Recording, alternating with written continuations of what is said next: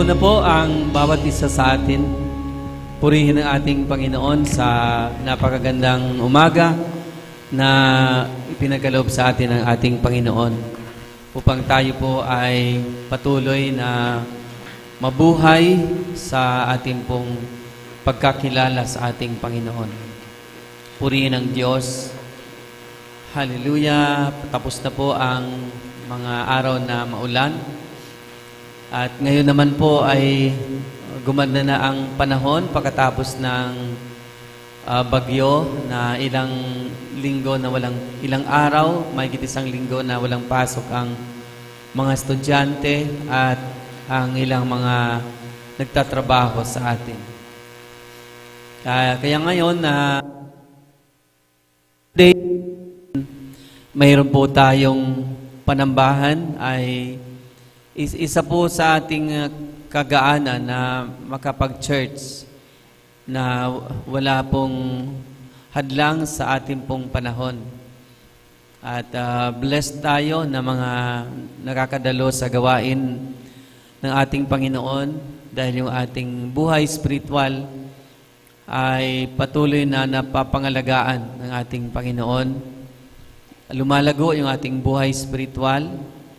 Kaya inaanyahan ko ang bawat isa na magbigay po tayo ng quality time sa pakikinig ng mensahe ng salita ng Diyos. Upang tayo po ay lumago sa ating relationship sa ating Panginoong Jesucristo. Can you say it again? Relationship. Palakpakan po natin ng malakas ang ating Panginoon. Kung paano ka, kapatid, na mumuhay sa araw-araw, ito ay palaging mayroon itong kinalaman sa iyong relationship with the Lord Jesus Christ. The way how you live up your life is always impacted by your relationship with the Lord Jesus Christ. Amen. Yung ating pamumuhay sa araw-araw na mga dealings natin, mayroon ito palaging kaugnayan sa ating pong relasyon sa Panginoong Jesucristo. Ang mensahe ng Panginoon ngayong umaga ay mayroon pong pamagat, the result of your relationship to Christ. The result of your relationship to Christ. Ang bunga ng iyong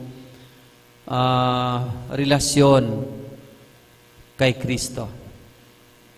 Sa aklat ng Ephesians chapter 5 verse 22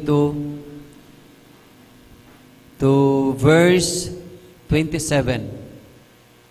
Sa Magandang Balita Biblia at saka sa English Standard Version. Mga babae, pasakop kayo sa sarili ninyong asawa tulad ng pagpapasakop ninyo sa Panginoon. Sapagat ang lalaki ang ulo ng kanyang asawa, tulad ni Kristo na siyang ulo ng iglesia, na kanyang katawan at siya ang tagapagligtas nito. Kung paanong nasasakop ni Kristo ang iglesia, gayon din naman ang babae o mga babae dapat pasakop ng lubusan sa kanilang sariling asawa. Mga lalaki, mahalin ninyo ang inyong asawa na gaya ng pagmamahal ni Kristo sa iglesia.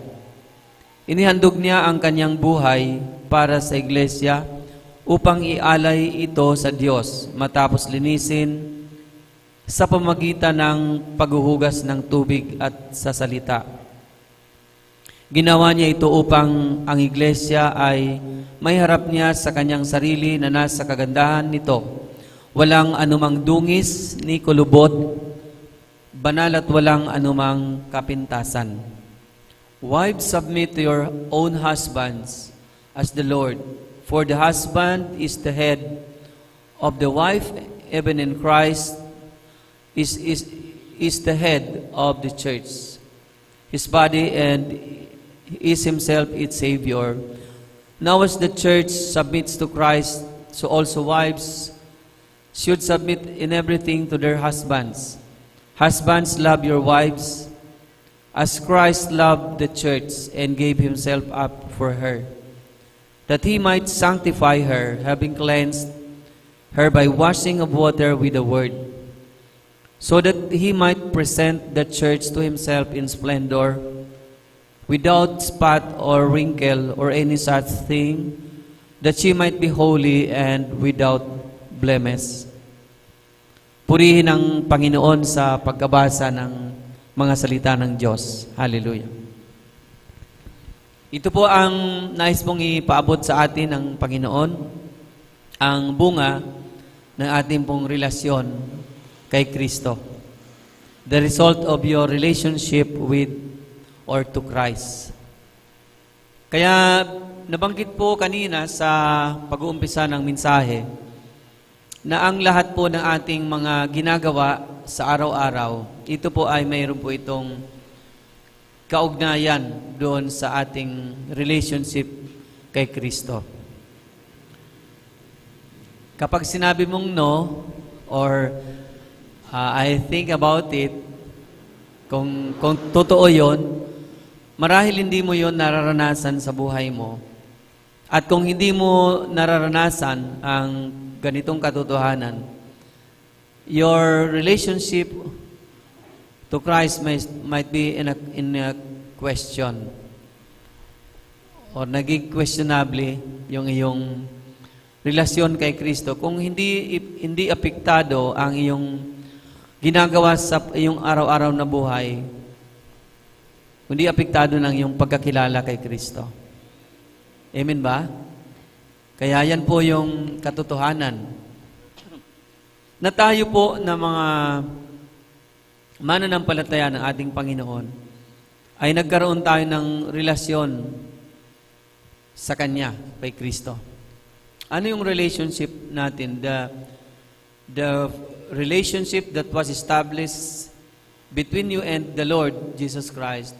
When you believe in Him, ito yung relationship mo sa Kanya as He is your Savior and Lord. Palakpakan natin si Lord. Your Savior, Jesus Christ, is your Savior and Lord. Kung yan po ay nangyari na sa iyong buhay, bawat gagawin mo sa araw-araw mong pamuhay ay mayroon po itong impact or mayroon po itong kaugnayan sa iyong pagkakilala sa Panginoon.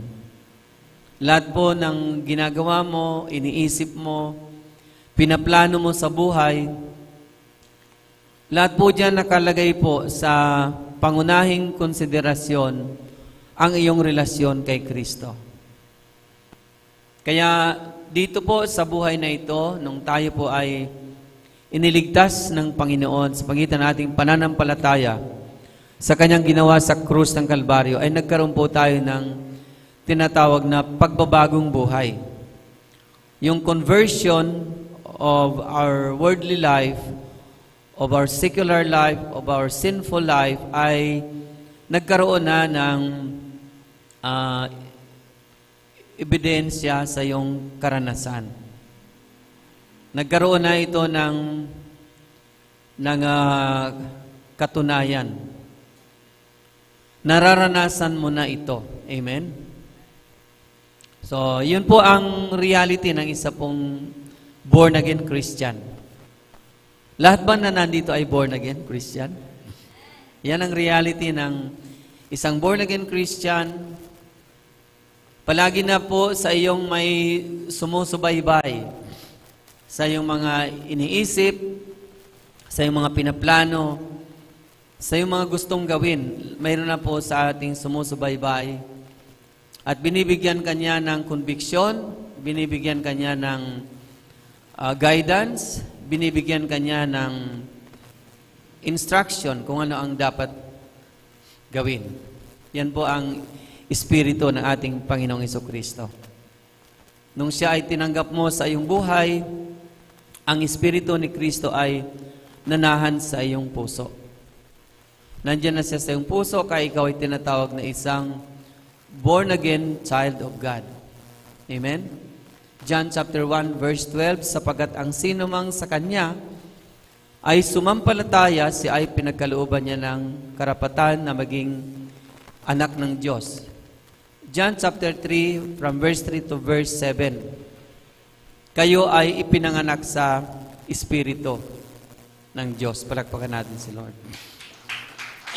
Nung pinanganak ka sa Espiritu ng Diyos, na born again ka, yan na ngayon ang matatawag nating eternal chapter of your life. Yung pangwalang hanggang buhay mo, yan na yung kabanata ngayon ng buhay mo na nararanasan mo na mayroong laging umuudyok sa'yo na ito yung tamang gawin, ito yung nararapat gawin, ito yung kinakailangang gawin. Yan yung udyok ng Espiritu Santo sa iyong buhay. Yan ay nangyari umpisa nung si Kristo ay tinanggap mo sa iyong buhay bilang iyong tagapagligtas at Panginoon. Dito sa mensaheng ito, sa atin ng Panginoon ngayong umaga, the result of your relationship to Christ, ay malalaman natin kung ano ang result na ito. At maraming results ang mararanasan ng isang born-again Christian ng kanyang pananampalataya kay Kristo. In this message, nais po tayo ng Panginoon bigyan ng isa po lamang na result.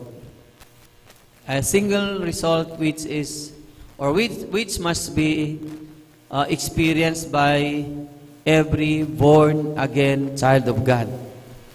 By every born-again child of God. Kaya dito sa ating main Bible text in the book of Ephesians, chapter 5, verses 22 to verse 27. Pag binasa natin ay para po siyang pangaral ng salita ng Diyos patungkol sa mag-asawa. About husband and wife. Pagbinasa natin. Sapagkat nababasa po natin dyan ang tungkol po sa pagpapasakop ng mga asawang babae sa kanyang asawang lalaki at yung pong pagmamahal ng isa pong asawang lalaki sa kanya pong asawang babae. Yun ang makita natin dyan sa ating pong binasang Bible passage, Ephesians chapter 5 verse 22 to verse 27. Pero maliban dyan, pag talagang tiningnan mong maigi ang text, ay ginawa lamang pong example ang relationship ng mag-asawa upang bigyan ng linaw o katuruan ang relationship ng isang born again sa ating Panginoong Hesukristo. Palakpakan natin si Lord. Binigyan lamang po ng example. Isa pong illustration na maunawaan ng tao patungkol sa relasyon ng isang mananampalataya sa kanyang tagapagligtas at Panginoon. Sa relationship ng church kay Kristo as the head of the church, and the church is the body of Christ. Yun yung talagang context nitong Ephesians chapter 5 verse 22 to verse 27, kung saan pinapaliwanag po ito sa isa pong paraan na madali po nating maintindihan sa pagitan din ng isa pong katotohanan tungkol sa mag-asawa. Handa na ba tayong pakinggan ang mensahe ng Panginoon? Purihin ang Diyos. Hallelujah. Sinasabi po dito sa ating pong mga binabasang mga talata ng Ephesians chapter 5 na yung pong lalaki, in verse 23, ang lalaki ang ulo ng kanyang asawa. Ni Kristo na siyang ulo ng iglesia. So makikita mo ang emphasis yung sinasabing tulad ni Kristo. Tulad ni Kristo na siyang ulo ng iglesia. Palakpakan natin ang ating Panginoon. So nandun po yung relationship of Christ and the church. Amen ba? Tulad ni Kristo na siyang ulo ng iglesia na kanyang katawan at siya ang tagapagligtas nito. Yan po yung pinaka-sentro na context ng text na yan. Yung verse 23. Ginamit lang na buhay na example ang mag-asawa upang maintindihan natin yung mga bagay na hindi nakikita. Because relationship of the church and Christ is a purely spiritual thing. Hindi natin nakikita ang mga bagay na spiritual. Ngunit gumagamit po siya ng mga bagay na physical o natural na bagay, which is the relationship of husband and wife. Ang relasyon ng mag-asawa, makikita mo siya, di ba? Yung mag-asawa ay magkasama po silang naglalakad, magkasama po silang kumakain, magkasama po silang natutulog, magkasama po silang gumigising. Yun po yung mag-asawa. Lagi po silang magkasama. At kapag sila po ay nalalayo sa isa't isa, ay hindi po nagkakaroon ng tinatawag na pagiging makatotohanan yung relasyon nila. Dahil sila po ay magkalayo. Marahil, by the power of technology, ay sabihin natin, ay madali naman yan, mayroon namang video call. O tama. Pero mayroong limitasyon. The intimacy of husband and wife relationship cannot be fulfilled through virtual or the technology that we have in our time. Kaya ang relasyon ng mag-asawa, makikita mo siya, yung tinatawag na intimacy, yung sila. Na wala po nitong ibang nakagagawa na relasyon sa buhay mo, kundi maliban lang sa relasyon ng mag-asawa. Yun po yung binibigyan po dito ng example, pinapakita sa atin as example upang maunawaan natin ano ang ibig sabihin o ano ang ipinapakita sa atin ng Panginoon tungkol sa relasyon ng mga manampalataya sa Kanyang Panginoon. Kay Kristo Jesus na ating tagapagligtas at Panginoon. Amen? Makikita mo dyan na yung mga babae, which is or analogy to the church. Yung church ay inihahalin tulad sa mga asawang babae na kung paano yung mga babae daw na asawa ay nagpapasakop sa kanyang asawang lalaki, lubos na nagpapasakop, ganun din daw po ang mga mananampalataya o ang church ay lubos na magpasakop sa ating Panginoong Jesucristo. At ganun din po, yung mga lalaking asawa, sabi dito ay ibigin ninyo ang inyong mga asawang babae.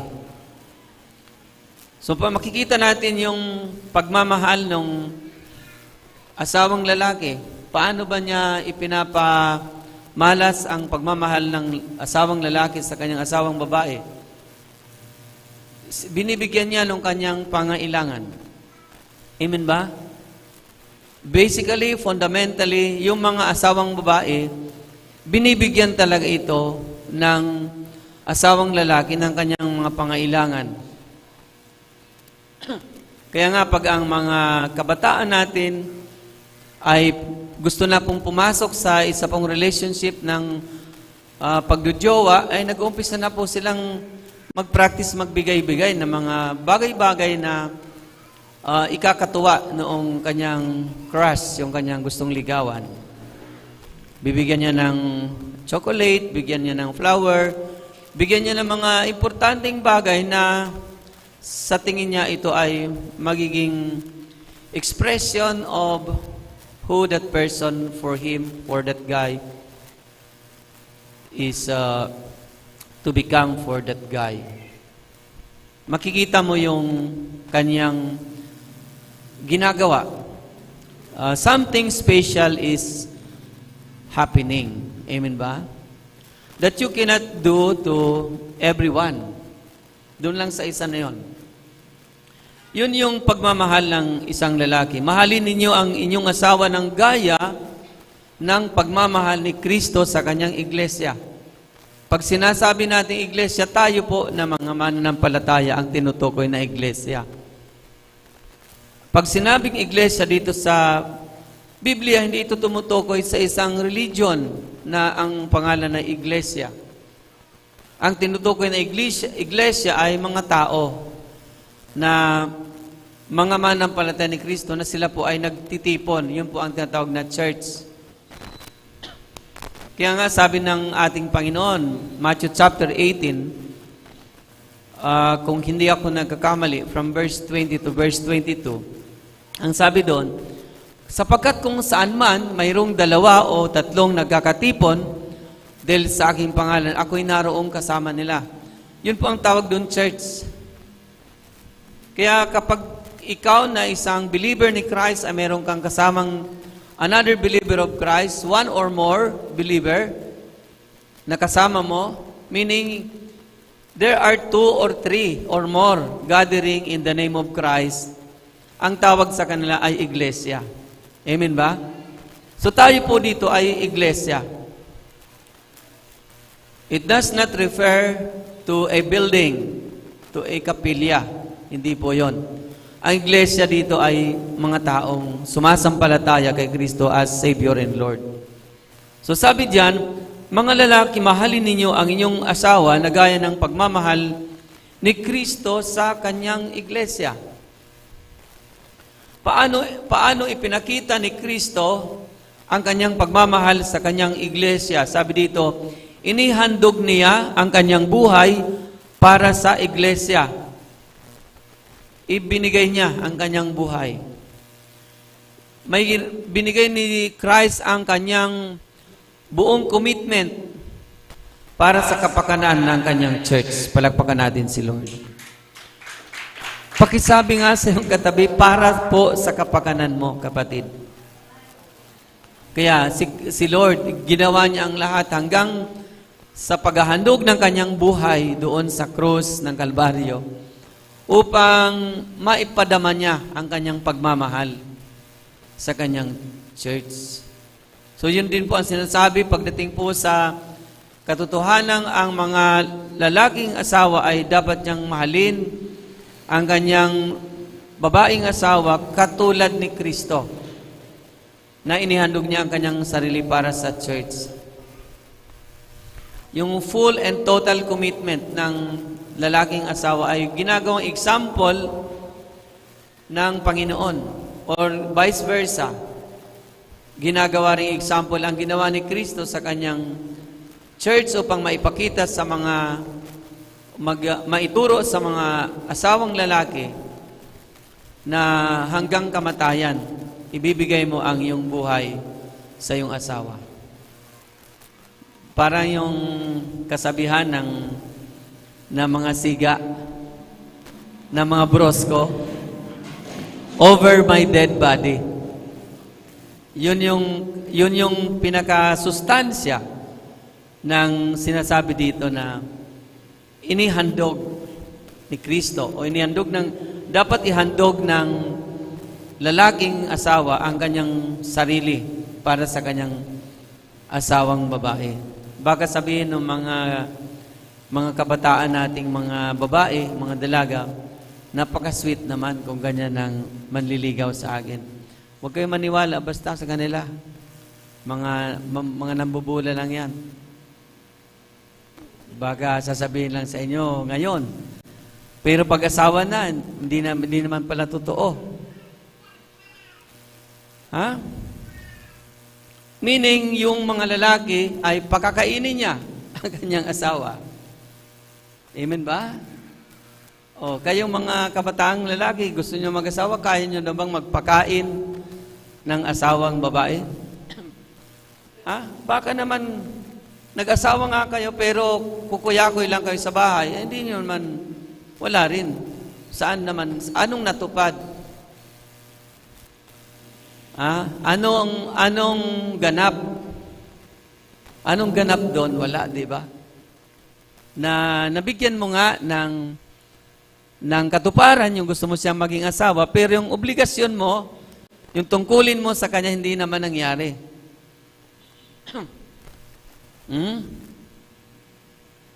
Nung nagka-chikiting na, lalo na, parang busy na si madam. So si sir naman ay parang naaburido na kasi yung beauty ng kanyang dating magandang prinsesa ay nagpe-fade off na. Yun yung mga karanasan sa mundo, tama? Kaya nga ang example na pinapakita sa atin dito ay yung Christian couple, husband and wife. Palakpakan natin si Lord. Kaya nga sa Kristiyano ay hindi talaga ipinapayo ang magkaroon ng more than one wife. Tama ba? Isa lang. Wala sa katuruan ng Christian faith ang tinatawag na polygamy or polygamous relationship. Kundi isa lang ang kamatayan ang magiging dahilan upang sila ay matapos ang relasyon nila. O dito po makikita natin na si Kristo ay binigay niya ang kanyang buong sarili para sa iglesia. Upang ialay ang iglesia, ialay sa Diyos, matapos linisin sa pamamagitan ng paghuhugas ng tubig at sa salita. Ginawa niya ito upang ang iglesia ay maiharap niya sa kanyang sarili na nasa kagandahan nito. Walang anumang dungis ni kulubot. Kulubot man banal at walang anumang kapintasan. Makita natin yung direksyon, yung tinatawag na goal na gustong ma-achieve ng ating Panginoon sa buhay ng bawat mananampalataya. Sa buhay mo, kapatid. Mayroong goal na nakakasa sa plano ng Diyos sa iyong buhay spiritual. Ano ang goal na ito? Ano ang gustong maabot ng Panginoon sa iyong buhay spiritual? Ang gusto niya, ikaw ay maiharap sa kanyang sarili na nasa kagandahan or splendor. Nasa kagandahan nito. Nakuha ba natin? Spiritual na kagandahan. Gusto tayong maiharap ni Kristo sa kanyang sarili in the splendor of our beauty. Yung maganda. At ang kagandahan ito ay hindi panlabas. Ito ay spiritual. Palakpakan natin si Lord. Upang maiharap niya sa kanyang sarili na nasa kagandahan nito, walang anumang dungis, ni kulubot man, banal at walang anumang kapintasan. Purihin ang ating Panginoon. Yan po ang set goal ng ating Panginoon, ang set goal kung bakit po tayo sa araw-araw nating buhay ay palagi pong mayroon pong impact yung ating relationship kay Kristo as Lord and Savior. Siguro naman nararanasan niyo po yan, di ba? Dahil bilang born again, mayroon tayo palaging spiritual na pakiramdam. Kung ang ating bang mga gagawin, ito ba ay nakakapagbigay ng kaluguran? Ito ba ay naayon sa plano ng Diyos sa ating buhay?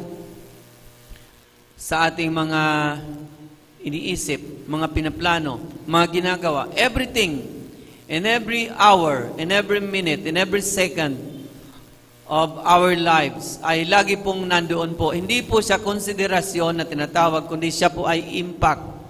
Iba po kasi in consideration with our relationship. No, it's not in consideration with our relationship with Christ, but it is the impact or the effect or the result of your relationship with Christ as your Savior and Lord. Namunga na po sa iyong buhay. Yung pagtanggap mo kay Kristo bilang tagapagligtas at Panginoon, mayroon na pong resulta sa iyong buhay. Kaya nga, iba ka na mag-isip ngayon, kapatid. Iba ka na ngayon magplano. Iba ka na ngayon mamuhay. Iba na po ang iyo pong mga ginagawa sa ngayon. Ikumpara nung ikaw po ay wala pa pong relationship sa ating pong tagapagligtas at Panginoon, Hesus Kristo. Amen po ba? So dito po makita natin yung pong mga nangyayari sa ating buhay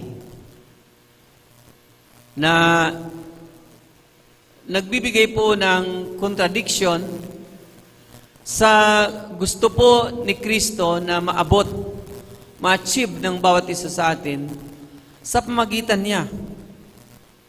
Ano po yung gusto niyang ma-achieve para sa bawat isa sa atin?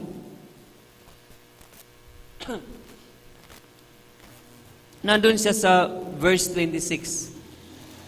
Yung gustong ma-achieve ni Kristo, nandun po sa verse 26. Upang ialay ito sa Diyos matapos linisin sa pagitan ng paghuhugas sa tubig at sa salita. That is in verse 26. In English Standard Version, that He might sanctify her, having cleansed her by washing of water with the word. Yun po yung gusto po ni Christ ma-achieve. Ma-achieve niya sa buhay ng bawat isa sa atin. Na tayo po ay masanctify or malinis or mahugasan. Are you with me, people of God? Masanctify tayo. O malinis tayo. O mahugasan tayo. Sapagat ang paglilinis, ang paghuhugas, ang pag-sanctify sa atin ay parte ng ating pong kaligtasan na tinanggap sa Panginoon. Amen? Nung ikaw po ay tumanggap kay Kristo bilang tagapagligtas at Panginoon, ang nangyari po sa iyo doon, ikaw po ay na-justify or justified. Palakpakan natin si Lord. Pinawalang sala ka nung araw na yon. Isang kriminal na maraming kasalanan, pero inako ni Kristo ang kaparusahan sa iyong kasalanan doon sa krus ng Kalbaryo. At yung kanyang pag-ako, yung redemption po niya ng iyong kasalanan ay buo, sapagkat hindi siya nanatiling patay, kundi siya ay muling nabuhay. Amen ba? Buo yung pong pagpapawalang sala sa iyo ng Panginoon. You were justified by your faith in what He had done on the cross of Calvary. During that day, during that moment that you received Christ in your life as Savior and Lord, you were justified by your faith in Him. Palakpakan natin si Lord. Na-justify ka, justification ang tawag doon. Kung pag-uusapan ng katuruan ng Biblia, ang tawag sa katuruan na yon ay justification or pagpapawalang sala. Paano ba pinapawalang sala ang isang tao sa kanyang mga kasalanan? Ito ay napapawalang sala sa pagitan ng kanyang pagsampalataya sa ginawa ni Kristo sa krus ng Kalbaryo. Nung ikaw ay napawalang sala, now you are now going through to a process. At ang process na yan, ito na po yung next stage from your justification or being justified from your penalty of your sin through Christ's death on the cross of Calvary. Dumadaan ka ngayon sa proseso. Ang proseso na yan tinatawag na justification. Ang justification or pagpapaging banal, palakpakan natin si Lord. Ang justification or pagpapaging banal, ito po ay isa pong proseso na nararanasan natin habang ikaw ay nabubuhay sa ibabaw ng bundong ito. Purihin ang Diyos. Amen? Hindi ito natatapos sa magitan ng isang kurso ng pag-aaral sa church ministry. Kundi ito po ay habang ikaw ay nabubuhay sa mundong ito, in this life, ikaw ay dumadaan sa proseso ng sanctification. So ito po ngayon ang message ni Lord sa atin. Yung proseso ng paglilinis, proseso ng paghuhugas sa atin, proseso ng pagpapabanal, upang tayo, sabi doon sa binasa natin kanina, in verse 27, upang ang iglesia ay maiharap sa kanyang sarili na nasa kanyang splendor or beauty. Palakpakan natin si Lord. Na nandun sa kanyang kagandahan. Sapagat ang Diyos po, God is beautiful. Amen? Full of splendor. Napaka-glorious ng ating Diyos. Kaya ang kanyang church, gusto po niyang iharap niya sa kanya na siya po ay glorious. A glorious church. A glorious you. Palakpakan natin si Lord. Yung maluwalhating ikaw. Bago ka makarating doon sa glorious na yon, glorious stage of your faith in Christ, dito ka muna sa sanctification. Nililinis ka ng ating Panginoon. Inuhugasan ka, pinupurify niya ang iyong isip, ang iyong damdamin, nililinis ka niya. Kailangan natin ito, mga kapatid. Sapagkat ang mundo na ating kinaroroonan ay sobrang polluted. Ang spiritual na buhay sa mundong ito ay sobra pong polluted. Kaya maraming salamat, mayroon tayong Redeemer na tinubos tayo sa pusilak ng karumihang ito. Dinala tayo sa kanyang kagila-gilalas na liwanag at kabanalan ng ating Panginoong Jesucristo. Hallelujah. Ilang oras ka lang mag-stay dyan sa labas, makisalamuha ka sa mga taong walang relationship kay Christ, iba na ang epekto sa iyo.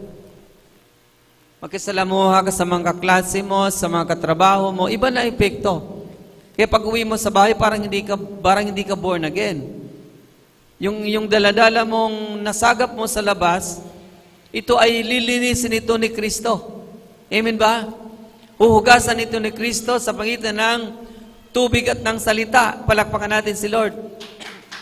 Kaya nga mayroon tayong pangangaral ng salita ng Diyos. Upang tayo ay mahugasan, masanctify tayo. Wala pong ibang paraan upang tayo ay mahugasan sa ating mga karumihan. Mga maruming pag-iisip, mga maruming damdamin, mga maruming pananalita, maruming pamumuhay. Wala pong ibang dahilan upang tayo mahugasan mula sa karumihang ito, kundi sa magitan lamang ng salita ng Diyos. Purihin ang ating Panginoon. Nagkakaroon tayo ng pag-iiba ng ating mga mindset kapag lagi tayong mayroong salita ng Diyos na tinatanggap. At kabaliktaran naman kung ang ating pong kapaligiran ay mundo o sanlibutan.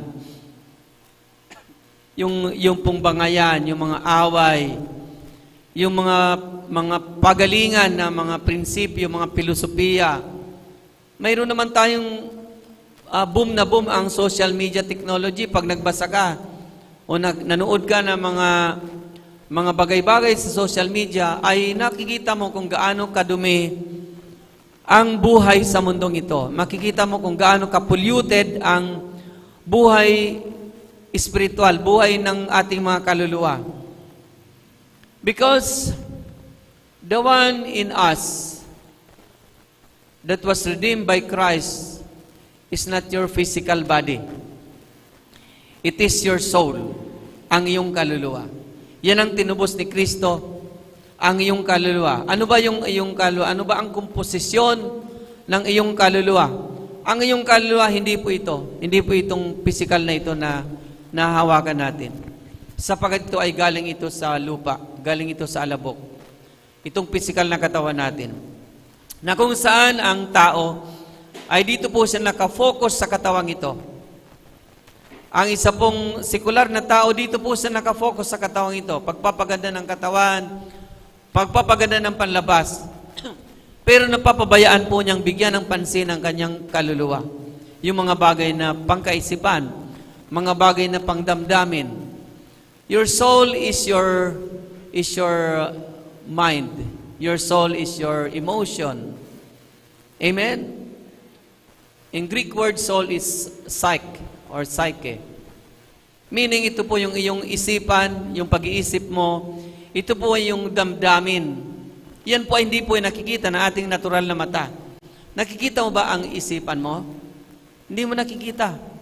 Hindi nakikita mo ba yung damdamin mo? Hindi mo nakikita. Hanggat wala kang sinasabi, hanggat hindi ka nagsasalita, hindi mo mahuhulaan, hindi mahuhulaan ng iyong katabi kung ano ang nasa isip mo, ano ang nasa damdamin mo. Pero pag nag-share ka na ng iyong damdamin, doon palang malalaman na ikaw pala ay mayroon palang pinagdadaanan. Mayroon nga palang mga emotion na kung saan ay matatawag nating mapait. Mayroon ka palang kabigatan sa iyong damdamin. Mayroon ka palang kabigatan sa iyong kapwa. Or mayroon ka palang iniisip na masama o hindi galing sa Panginoon. Yun po ay nasa loob o yun po yung ating pong soul o yung kaluluwa po natin yon. Yung ating memory, yung alaala natin ay bahagi ng ating kaluluwa. Yung iyong decision, your will, yes, no, or wait, yan po ay kaluluwa, bahagi ng iyong kaluluwa. Yung memory, yung decision, yan po ang kaluluwa. At tayo po, tinubos tayo ni Kristo, hindi po yung ating physical. Ang tinubos niya ay yung ating kaluluwa. Sapagkat yung ating kaluluwa, ang siya pong nagiging pinakadahilan kung ano ka ngayon. Mabuti kang tao o masama kang tao, ang nag-impluwensya sa iyo ay yung iyong kaluluwa.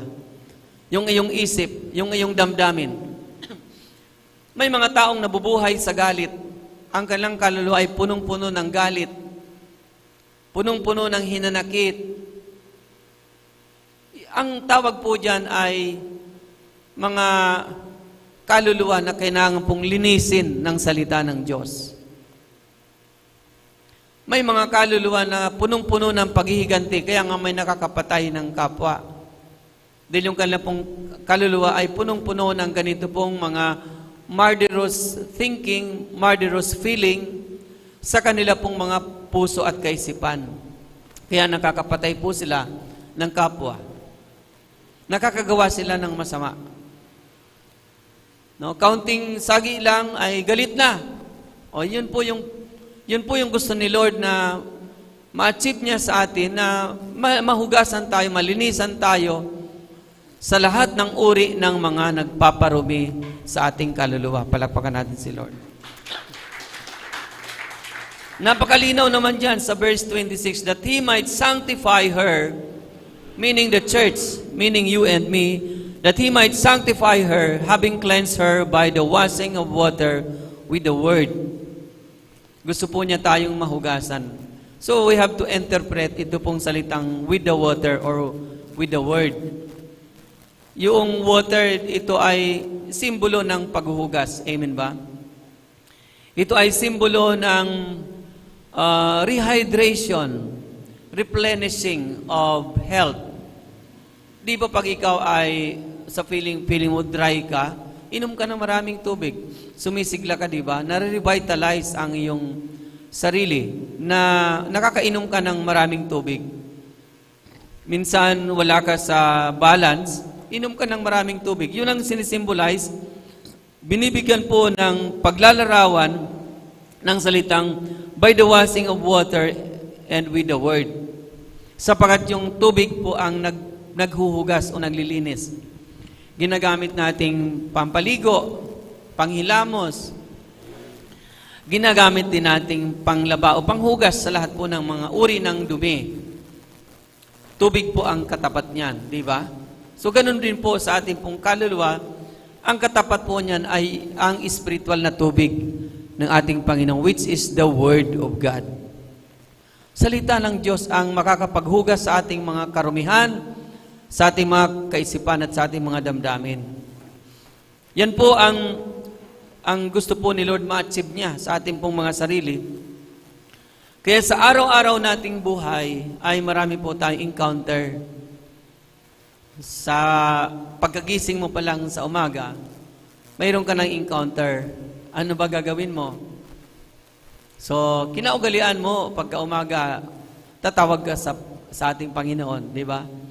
Tatawag ka kay Lord kasi dati-dati, pagka umaga, pagising mo, hanap ka agad ng makakape. Si kape agad ang nasa isip mo, hindi si Lord. Pero ngayong ikaw, born again na, si Lord na ang nasa isip mo. So you are longing for His presence in your life sa pagkagising mo pa lang. Kanina ngang umaga, pagkagising ko, nag-aagaw na agad sa isip ko yung bababa na ako dahil doon ako sa taas natulog. Marami akong ginagawa na mga bagay sa ministry. Pagkagising ko, nag-aagaw sa isip ko, ano ba unahin ko? Bababa na ako para maglinis, magayos, o magpakulo ng tubig pangalmusal. Pero mayroon talagang nandoon nagsasabi, huwag ka magmadali, upo ka muna, say a prayer. Yung say a prayer ko, umabot pa ako na more than 30 minutes na nagpipray. Time pressured ako, kaya hindi ko po naubos yung mga mahigit isang oras na pananalangin kapag na ako gumising, maaga na. Nagising ako, isa sa mga kasama dito sa church, ay nandun na, naglilinis na sa labas. So wala na ako talagang time para magtagal ako sa prayer. Pero inuna ko yung prayer. That is sanctification. Nandiyan po ba tayo? So nililinis ng Panginoon yung lifestyle ko. Ano bang inuuna ko? Kape o prayer? O habang nagpipray, nagkakape, pwede? Napaka-nominal mo naman, Christian. Pwede bang mag-pray ka na muna sa kanaang kape? O, di ba? So, sanctification yon. Nililinis tayo ng Panginoon sa ating mga gawi sa araw-araw. So, sa ating pakikitungo sa mga tao.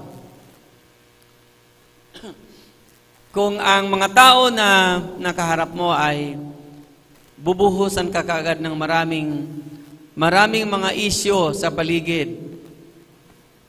Di ba? Umagang-umaga, nasa loob mo isang tao, babalitaan ka yung nangyari kahapon na matatawag nating balita ng mga pangapitbahay na balita. Isa kang born again. How you will respond to this kind of matatawag nating karumihan sa ating buhay. Di ba? Pwede mo siyang, dahil sa ngalan ng pakikitungo, pinababayaan mo lang siya na magbalita sa iyo, then sa ngalan ng pakikisama, ay nagre-reply ka rin sa kanyang mga sinasabi siya. Pero alam mong yun ay isang tipo ng pagmamarites. Di ba? As a Christian, as a born-again child of God, you have that relationship with Christ as your Savior and Lord. Palaging mayroon dyan na nagsasalita sa iyo, the Spirit of God. Amen ba? Binibigyan ka ng discernment. Huwag kang dumugtong dyan. Mamaya, mag-iiba na ang istorya. Binalitaan ka, mamaya ang istorya niyan, ikaw na yung nagbalita sa kanya para nabaliktad. Ganyan yung gusto ni Lord matanggal sa atin, mahugasan tayo sa ganong uri ng mga karumihan. Palakpakan natin si Lord.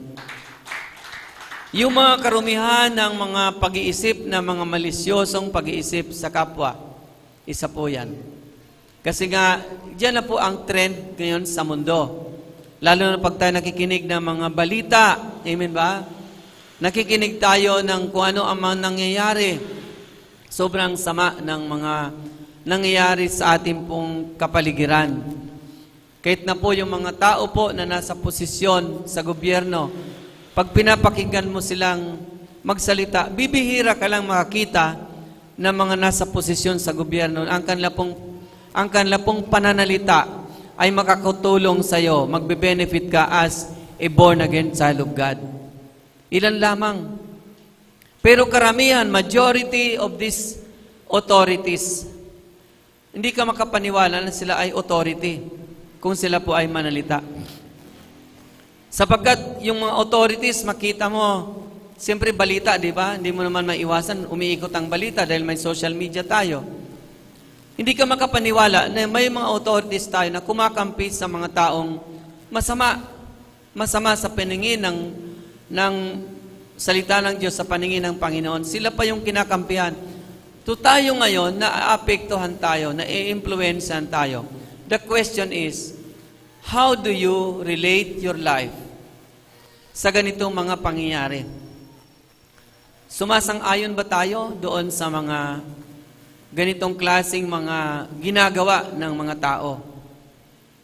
Mga ginagawa na alam nating pag binasa natin o tinapat natin sa salita ng Diyos, tumatalbog. Dahil hindi po yun sinasang-ayunan ng salita ng Diyos. Nandiyan ba tayo? Napakadami. Itong nakalipas na buwan, August, itong ngayong pagpasok ng September, ay talaga naman, grabe ang social media, ang laman ng social media at ang tampok na mga taong nandyan ginagamit para sa kasamaan ay mga taong nasa authority pa, mga nasa pamahalaan, na kung saan sila may kapangyarihan sa ating mga buhay, may impluwensya sila sa atin. Kaya napakahirap kung ang mga may impluwensya sa atin ay mga nasa kapangyarihan. Mabuti na lang sa larangan ng mga authorities ng church. Ibihira yung mayroong mga masamang balita na hinatid sa atin. Amen ba? Pero kawawa yung mga nag-aakalang sila ay mga manampalataya. Pero ang nilagay ng kanilang mga church leaders sa kanilang mga kaisipan ay talbog o salungat sa salita ng Diyos. Amen ba? Hindi na-achieve ni Lord ang kanyang layunin para sa atin na masanctify tayo, malinis tayo sa lahat ng uri ng mga nagpaparumi sa ating kaluluwa. Amen ba? Kaya dito sa ating karanasang ito sa Panginoon as He is our Savior and Lord, ipaubaya natin sa Panginoon ang ating mga buhay. Amen ba? Some of you are experiencing difficulty in your finances, sa mga buhay financial, mga pangailangan sa araw-araw. And these needs could be a temptation for us, could be a temptation for you, na gumawa nung hindi kalooban ng ating Panginoon. Kaya po yung gusto ni Lord mangyari sa ating mga buhay ay nag-i-struggle, natatagalan po na tayo ay malinis, mahugasan. From a particular, specific struggle in our lives. May mga struggles tayo. At karamihan sa struggles na yan, in the spiritual sense, is between good and evil. Between the will of God and the plan of the evil one. Nagkukulad, nagbabanggaan palagi. Ilan na lang naman siguro sa mga tunay na born again Christian ang nag-struggle sa bisyo, di ba? Sa bisyo na makakasamayan, sa iyong buhay pananampalataya, makakasamayan sa iyong buhay spiritual ang bisyo na yan. Ilan lang naman siguro sa mga manampalataya ang may ganyang struggle. But the goal of Christ is still the same. Gusto po ni Christ na makalaya pa rin siya. Makalaya ka sa ganyang klaseng bisyo sa iyong buhay, sapagkat hindi yan makakabuti sa iyong buhay spiritual. Amen ba? Ano mang bisyo yan, na alam mong yan ay bisyo,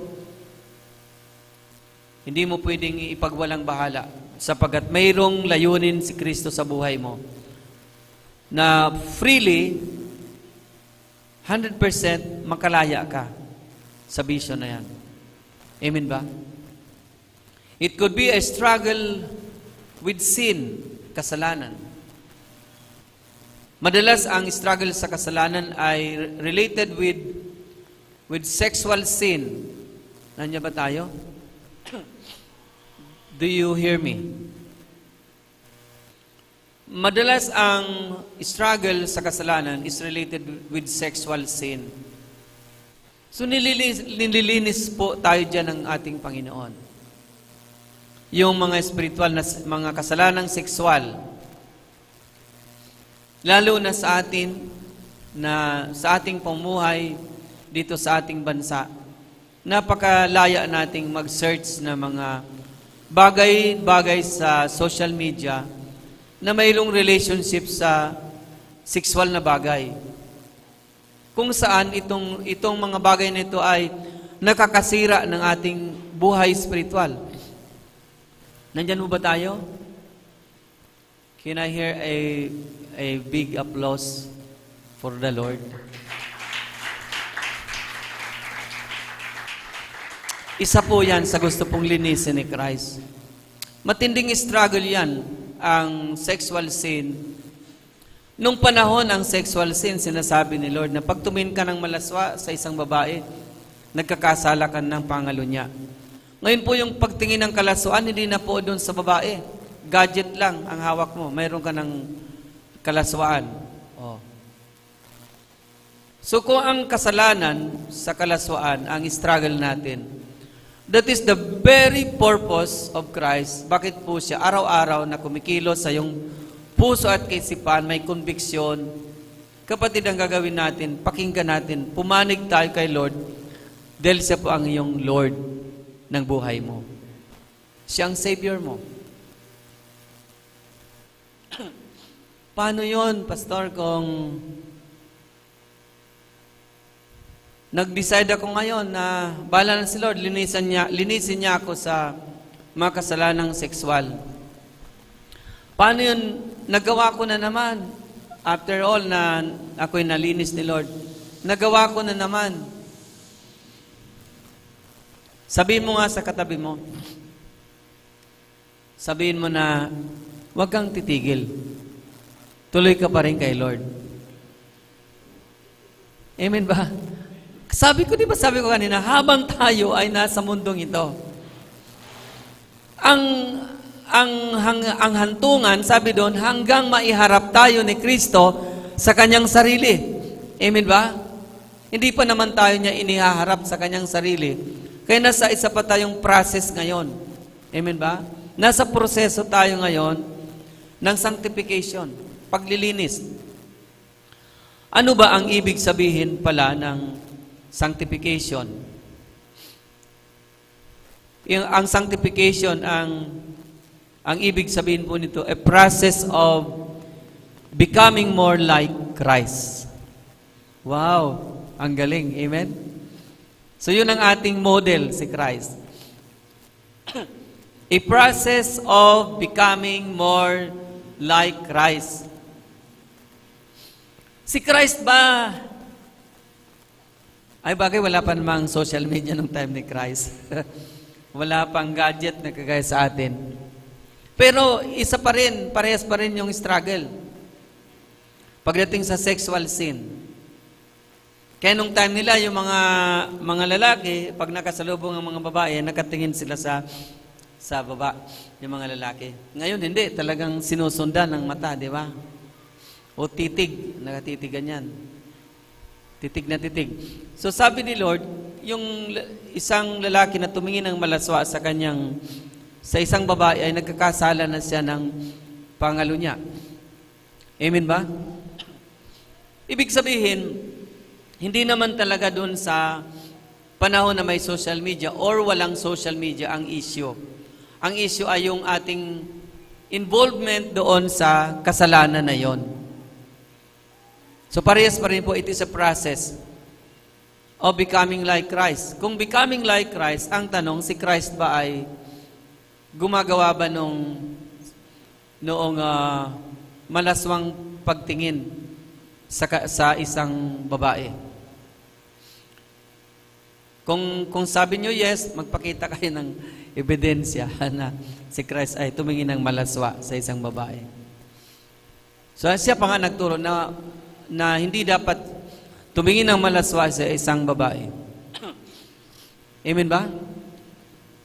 Nangyayari ba yan sa atin? Tumitingin tayo ng malaswa sa isang babae. Nangyayari ba yan? Opo, nangyari po, Pastor. Sa asawa ko. Kapatid, walang sinabi si Lord na asawa mo man o hindi. Yung issue ay kung tumingin ka ng malaswa. Pwede mong itrato ang iyong asawa na hindi malaswa. Tama ba? And that is becoming more like Christ. Palakpakan natin si Lord. To our young people, kayo ay mayroon kayong mga fellowship, di ba? Mayroon kayong mga pagsasama-sama. So what really your motivation is sa inyong mga pagsasama-sama?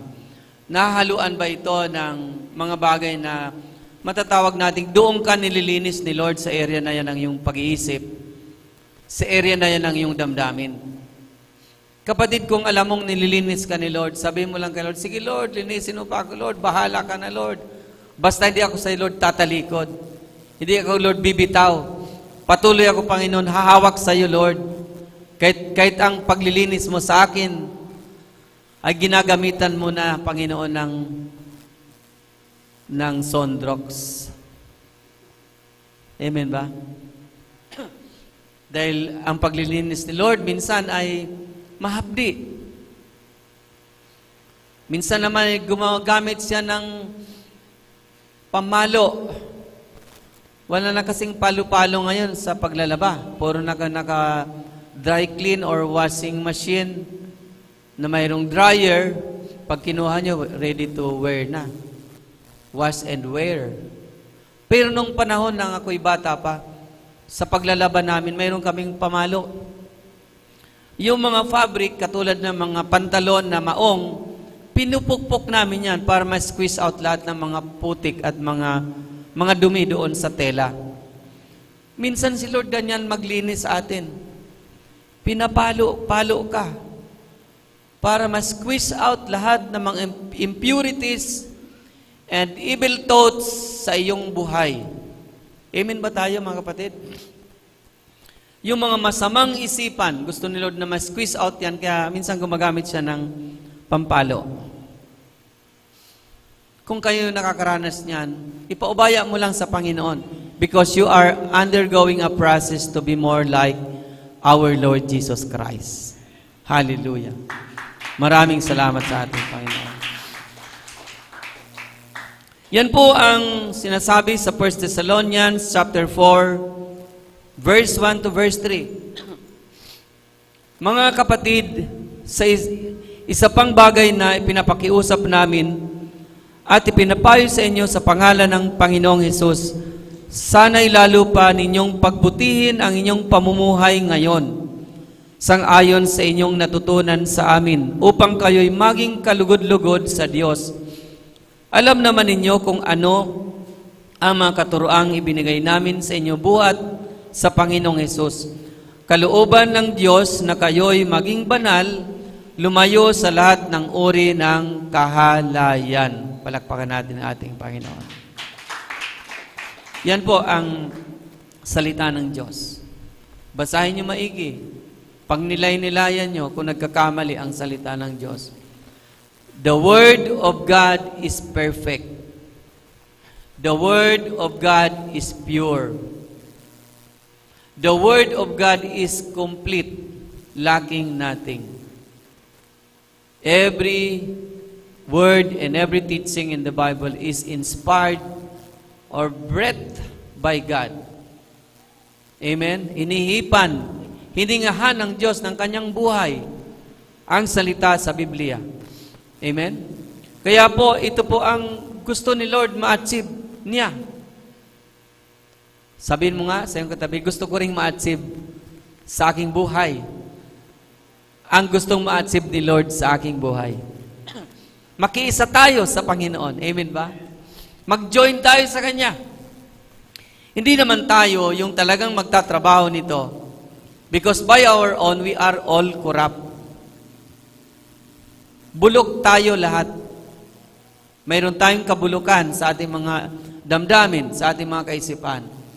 Kaya po ang gagawa nito ay walang iba kundi ang ating Panginoong Jesucristo.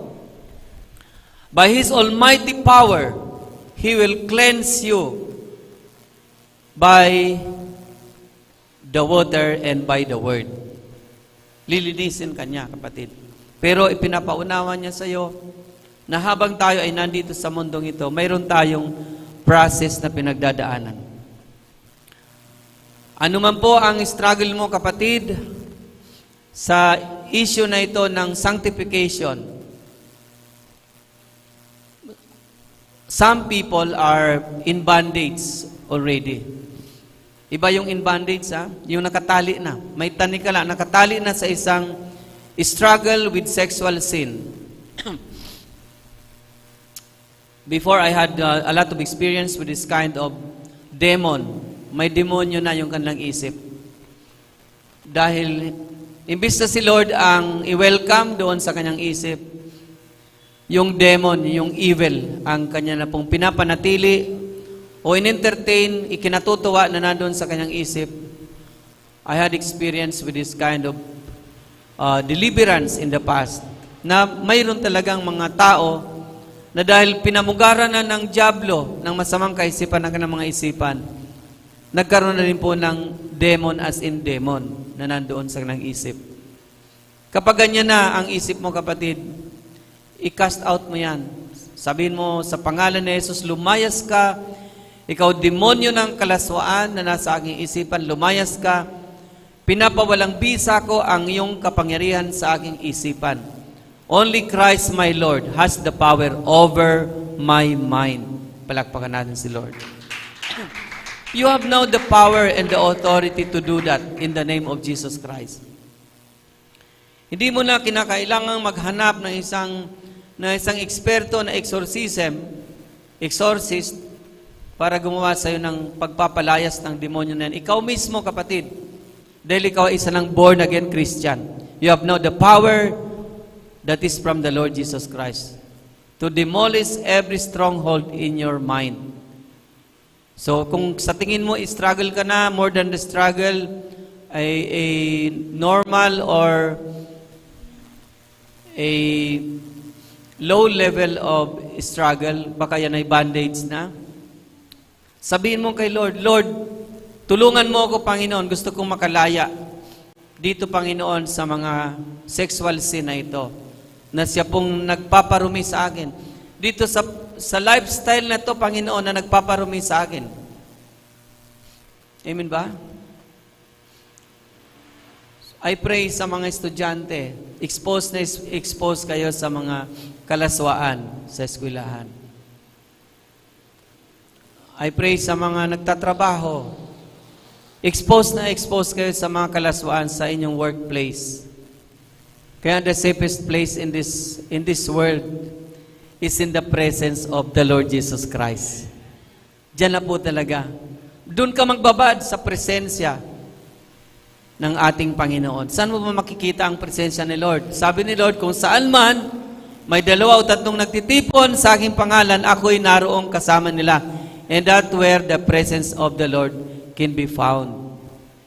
Pumunta ka, nandito ka sa church ngayon, dito makakaranas ka ng kalinisan, mahuhugasan ang ating isip sa mga maruming pag-iisip, mahuhugasan ang ating mga damdamin sa mga maruruming damdamin, mga kabigatan, mahuhugasan tayo. Sapagat yan po ang goal ng ating Panginoong Jesucristo. Hallelujah. Hallelujah.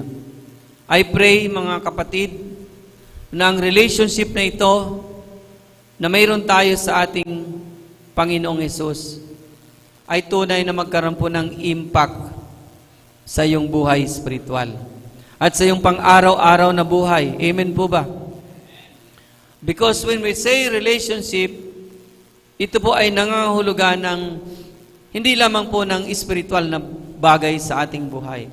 Pag sinabing relationship, ito po ay nangangahulugan ng pagbibigay po natin ng 100% na pagpapahalaga doon sa sinasabi ng ating karelasyon. Walang iba kundi ang ating Panginoong Jesucristo. Yung pong pagpapahalaga, yung pong pagmamahal, yung pagpapasakop. Sinabi kanina sa tinatawag na paghahambing or analogy ng mga asawang babae na lubusang magpasakop sa kanilang mga asawang lalaki. Binigay sa atin yan kanina ni Christ. Katulad ni Kristo na ang iglesia ay nagpapasakop ng lubusan kay Kristo. Yan po ang relationship. Magpasakop tayo ng lubusan sa ating Panginoong Hesukristo. And for that, magkakaroon tayo ng assurance na ang goal ni Lord sa ating buhay to sanctify us from all sins, from all impurities, from all struggles, ay hindi po talaga mahirap mangyari sapagkat hindi po tayo ang gagawa niyan, kundi ang gagawa po niyan ay walang iba, kundi mismo ang ating Panginoong Hesukristo sa pagitan ng kanyang mga salita na binibigay sa atin. Ang relasyon na ito na sinasabi sa atin ay unang-unang sinabi sa atin sa pagitan ng pagmamahal ng Diyos sa buong sanlibutan. Amen ba? Christ loves you. Amen? At ang sabi nga, hindi lang ikaw ang mahal ni Kristo, kundi ang mahal po niya ay ang buong sanlibutan. Ikaw ngayon ay natubos na mula sa sanlibutan. Nandito ka na ngayon sa kanyang church. At ang programa ng Panginoon ng pagmamahal sa iyo ay lumalago. Mas malago ka na kapatid kaysa noong hindi ka pa nakakilala sa Kanya pagdating sa mga bagay na espiritual. Amen? Kahit late ka na, gusto mo pa rin makarating sa gawain. Amen? Talagang nagsisikap kang gumising ng maaga. Dahil alam mong may church tayo ngayon. Ginagawa mong commitment sa iyong sarili na every Sunday, dadating ka talaga sa gawain kasi alam mong yun ang araw ng, pakisabi nga sa iyong katabi, washing day. Yan, lalabahan tayo ni Lord, lilinisin tayo ni Lord. Sunday ngayon, nakikinig tayo ng Word of God, nahuhugasan niya ating mga laman ng ating kaisipan. Amen. Sige. Amen na. Purihin ng Panginoon. Amen.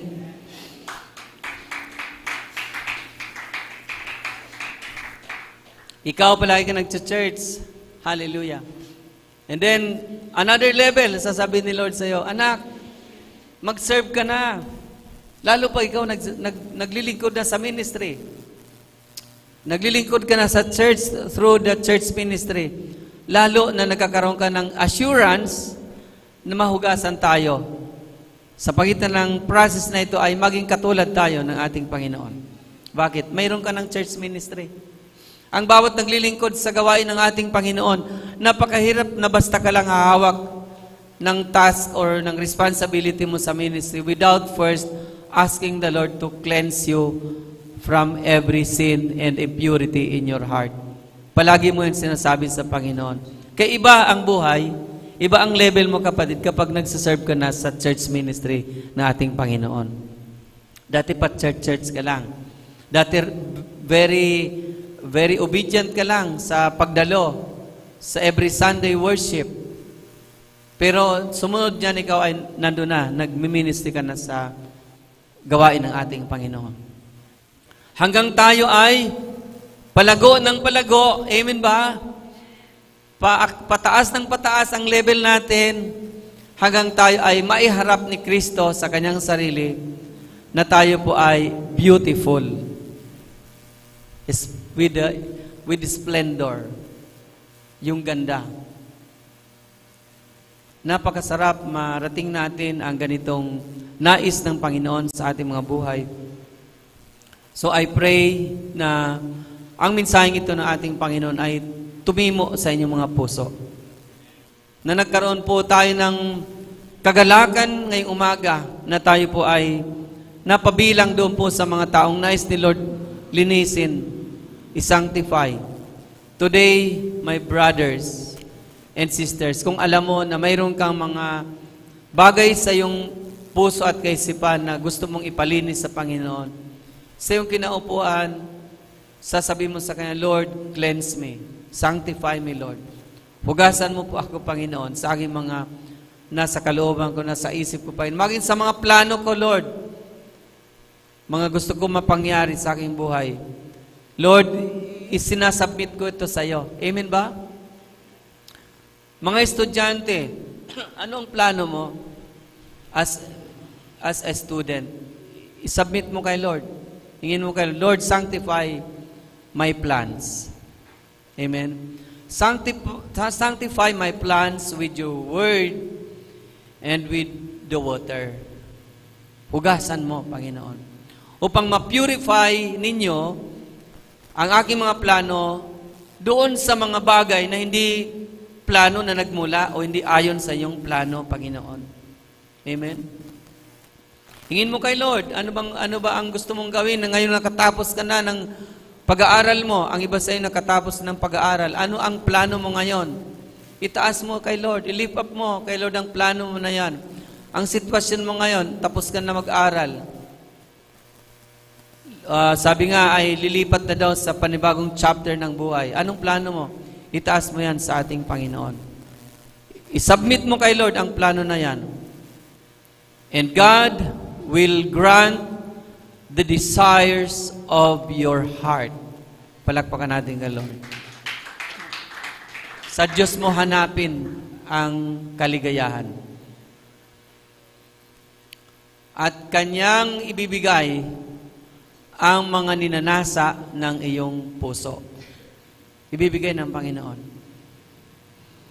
Huwag na nating patagaling hindi ibigay ni Lord ang desire ng iyong puso na ayon sa salita ng Diyos dahil lamang sa hindi tayo nagpapalinis sa Panginoon. Ayaw ni Lord na tayo ay mag-succeed sa ating mga plano na mayroon pong mga bagay na sisira din naman sa ating buhay in the future. Kaya ngayon pa lang, inihanda na tayo ng Panginoon na maging maayos tayo sa Kanyang harapan. Pag dumating po ang right time of the fulfillment of that plan, siguradong mas maganda, mas successful ang ating pong ma-experience sa ating Panginoong Jesucristo. Palakpakan natin si Lord. Alam ko po na mayroon pong ginagawa ang Diyos sa inyong mga buhay. Alam ko po na nangusap ang Panginoon sa inyong mga puso sa pagitan ng mga salita niyang ating ipinahayag dito sa unahan.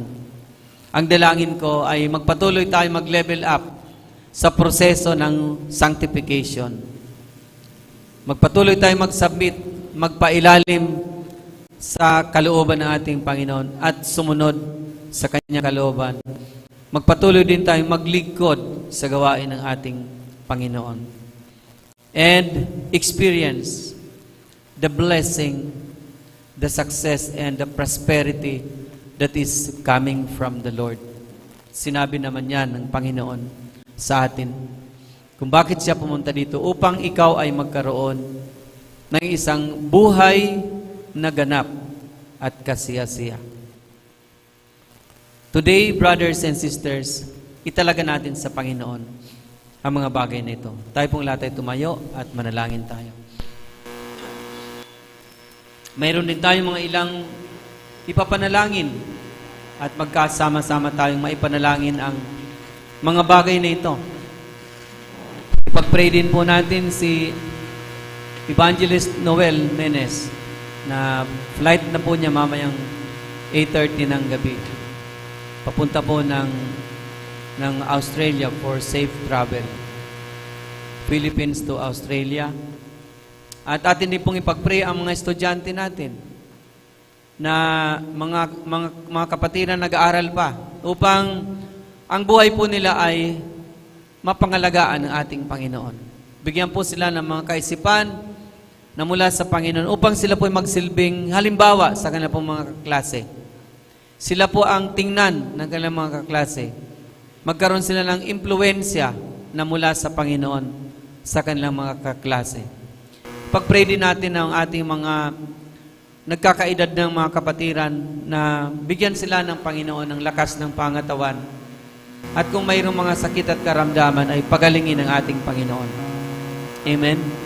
Ipag-pray din po natin ang ating pong bansa, ang ating pong tinatawag na political system sa ating bansa. Masyado na pong magulo ang politika sa ating bansa.